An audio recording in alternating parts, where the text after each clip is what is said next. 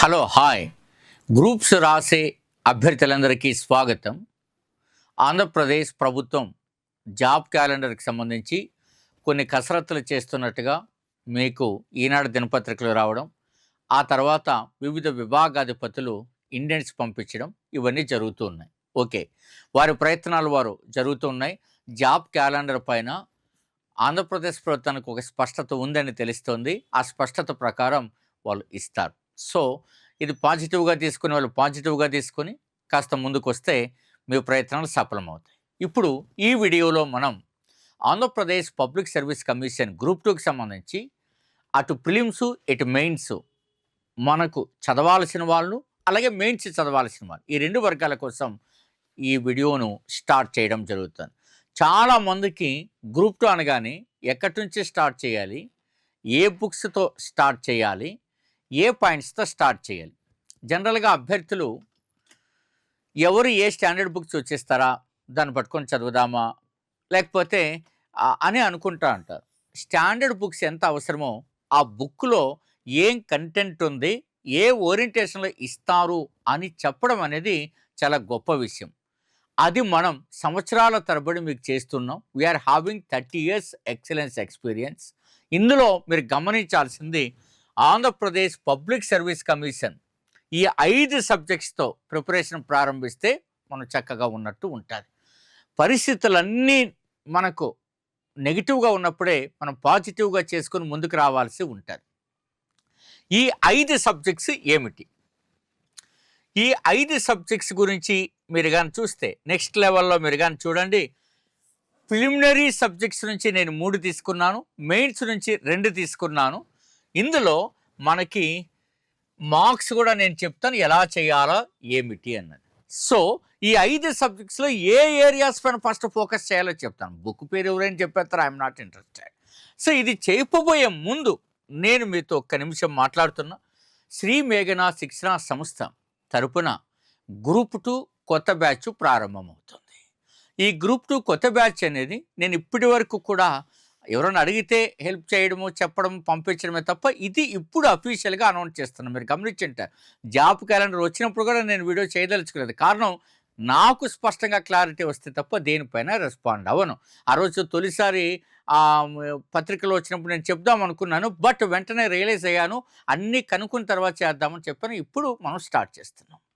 So ఇందులో మనకు first మీరు గమనించాల్సింది, ఈ స్టార్ట్ చేసే క్రమంలో ఇక్కడ ఇచ్చినటువంటి వాట్సాప్ నెంబర్కి డెమో అండ్ పీడిఎఫ్ టెస్ట్ చేయండి. అలాగే శ్రీ మేఘనా థింక్ ట్యాంక్ యాప్ డౌన్లోడ్ చేసి పీడిఎఫ్ బ్యాంక్లో కూడా డెమోస్ ఉంటాయి, ఒకసారి అబ్జర్వ్ చేయండి. అలాగే ఆడియోస్, వీడియోస్ కూడా వినొచ్చు. Demo audios and demo videos. ఎవరైనా పాత యాప్ ఉంటే దాన్ని అన్ఇన్స్టాల్ చేసి కొత్తది ఇన్స్టాల్ చేసుకోండి. సో ఇప్పుడు ఇందులో మనం చేయబోతున్న ఒక్క నిమిషం మాట్లాడి నేను ఈ 5 సబ్జెక్ట్స్ నుంచి ఇస్తాను. సాధారణంగా ప్రతి అభ్యర్థి అందరూ కూడా బుక్స్ స్టాండర్డ్ బుక్సే చదవాలనేది ఒక రూల్ అండి, అది మ్యాండేటరీ.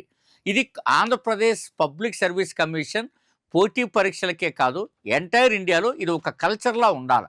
అంతే తప్ప రెడీమేడ్ పుస్తకాలు మీకు రివిజన్కు మీరు ఉపయోగించుకోండి, కానీ మీ కళ్ళతో కొన్ని స్టాండర్డ్ బుక్స్ అన్నా చూడాలి.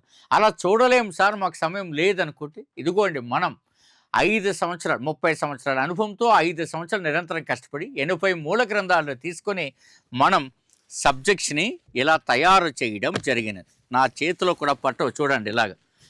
ఇది ఈ భారతదేశంలో ఎవ్వరు కూడా ఈ ప్రయత్నం ఇలా చేయలేదు.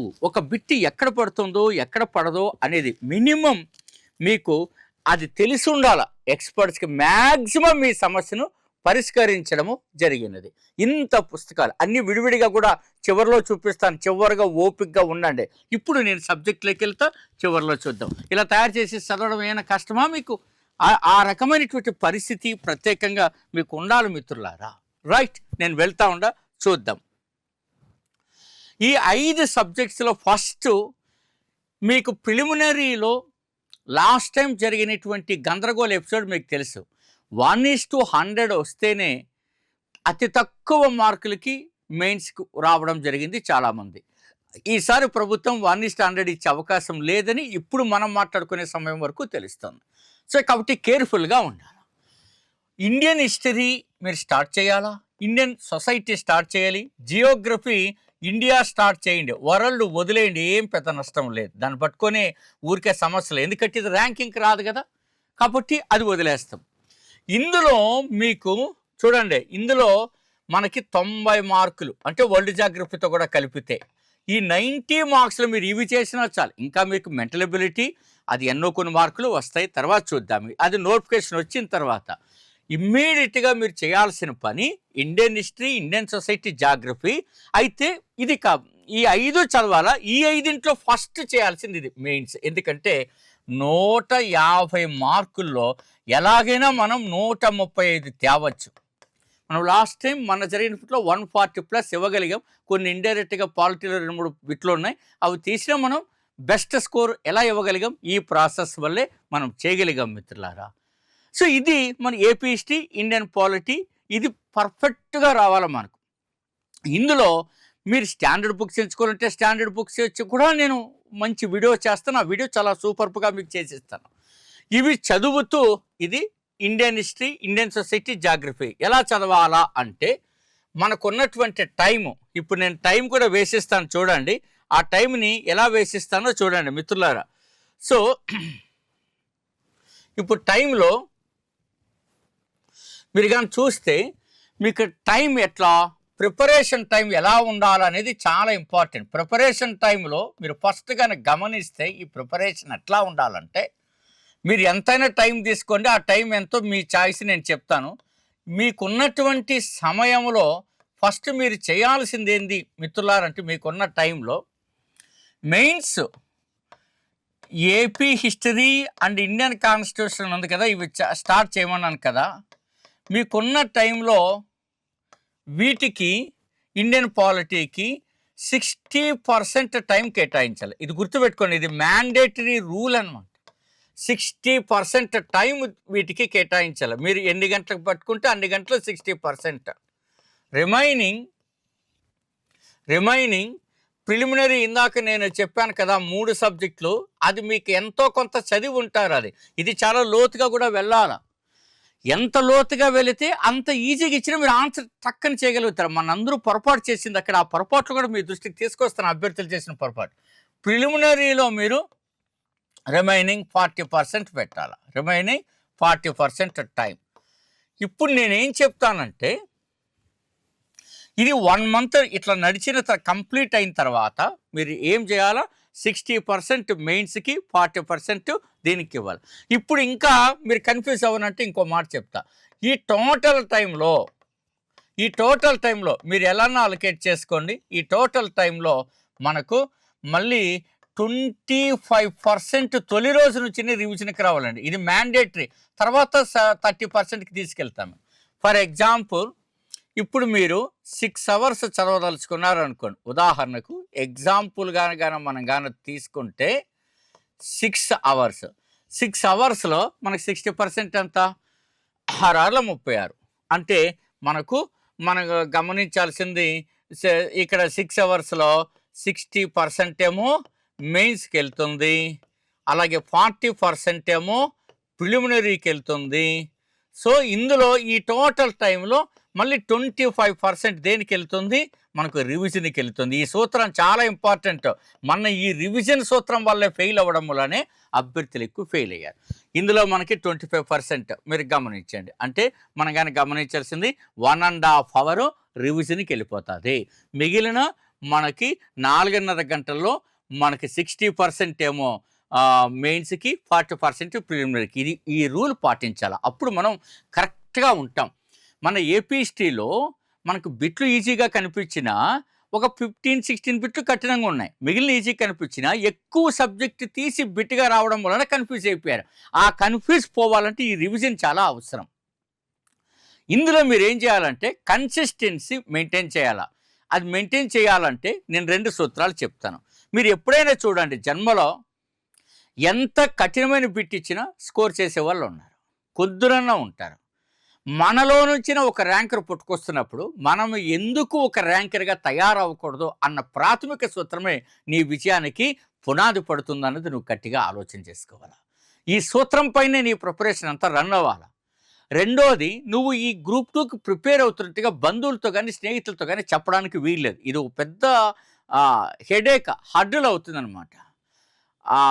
నీకు అర్థం కావాలంటే నువ్వు ఫస్ట్ వీళ్ళందరికీ చెప్పి నేను గ్రూప్ 2 ప్రిపరేషన్లోకి వెళ్తున్నానని చెప్పి నీ పైన పెద్ద బరువును పెంచుకుంటున్నావు. ఆ బరువు ఏమవుతుంది, ఏదైనా సిలబస్ లేట్ అయినప్పుడో లేదా పోస్ట్ కొట్టలేని సందర్భంలో నేను చికాకు పెడుతున్నా. ఎరా నువ్వు ఇంకా గ్రూప్ 2 రాలేదా, రిజల్ట్ వచ్చిందట కదా, ఇలాంటివి ఇవన్నీ అనవసరం. నీ సక్సెస్ అందరికీ వస్తుంది, అందరికీ తెలుస్తుంది. నువ్వేమి కంగారు పడకలేదు. నువ్వెందుకు చెప్పుకొని బటన్ పెంచుకోవడం, ఈ సూత్రం.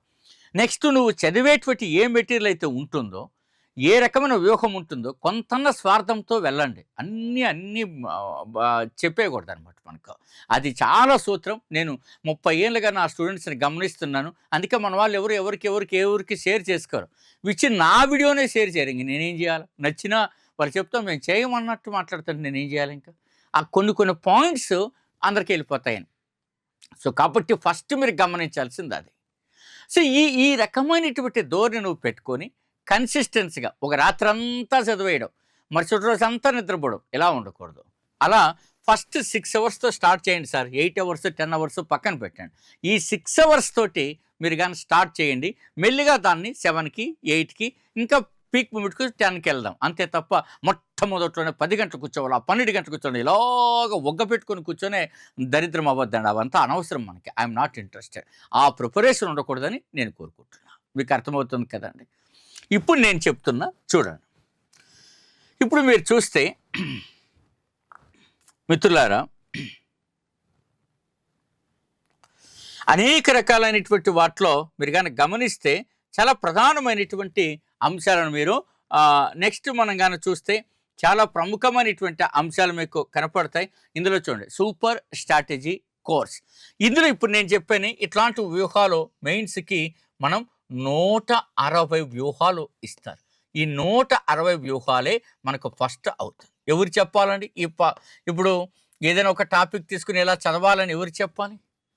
ఈ శాసనాలు ఇంపార్టెంట్ అని ఎవరు చెప్పాలి? లేకపోతే ఈ రకమైనటువంటి ఆర్టికల్ ఈ రకమైన అంతర్గత అర్థాలు ఉన్నాయి, నిగూఢ అర్థం ఉందని ఎవరు చెప్పాలి? అది ఒక ఎక్స్పర్ట్ చెప్పాలి. ఆ ప్రయత్నం ఇందులో చేయడం జరుగుతుంది. ఇకపోతే మీకు టెస్ట్ ఎప్పుడైతే వెంటనే టెస్ట్ రాయాలండి, అది చాలా ఇంపార్టెంట్, గమనించుకోండి. ఇది అంటే ఒక టాపిక్ మనం ఎలా చేస్తున్నాం, ఒక టాపిక్ మీరు చదువుతారు, ఆ టాపిక్ వెంటనే టెస్ట్ రాసుకుంటారు, ఆ టాపిక్ వ్యూహం, ఇదంతా మెయిన్స్కి అనమాట. ఓకేనా? అట్లాగే ప్రిలిమినరీలో కూడా టెస్ట్ సిరీస్ అవి ఉంటాయి. ఇవి నేను ఇంకా చివరిలో చూపిస్తానన్నాను, ఒక్కసారి చూడండి, టైం వేస్ట్ అనుకోద్దని. ఇది ఆంధ్రుల సాంఘిక చరిత్ర. ముందు 25+3 మీకు అతిశోక్తిగా అనిపిస్తుంది ఇవన్నీ చెప్తుంటే, కానీ నిజమైనటువంటి పరిశ్రమ జరిగి ఉందని ఇవన్నీ చూసిన తర్వాత మీకు అర్థమవుతుంది ఈ ప్రయత్నాలన్నీ మనం చేయడం వెనకండి. అట్లాగే మీరు ఇందాక చెప్తున్న ఒక స్టేట్ జనరల్ స్టడీస్ బూట్ క్యాంప్కి సంబంధించి ఒక స్టేట్ తీసుకుని 9 రకాల సబ్జెక్టు కలపడం, ఇప్పుడు అది కూడా నేను మీకు చేయబోతాను, చూస్తూ ఉంటారు మీరు. అట్లాగే ఆంధ్రప్రదేశ్ చిన్నది ఏపీ స్టేట్, అన్ని జిల్లాలకు సంబంధించిన సమాచారం అన్ని సబ్జెక్టులతో నిలబడి ఉంటాయి ఇందులోనే సింపుల్గా.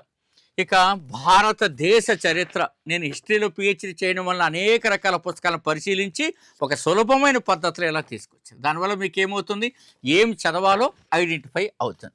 ఇండియన్ సొసైటీలో లాస్ట్ టైం చూసారా, ఆంధ్రప్రదేశ్ అంతా ఫెయిల్ అయ్యారు. నేను 16 బిట్లు దీని నుంచి ఇవ్వగలిగాను, 12 డైరెక్ట్గా 4 ఇండైరెక్ట్గా.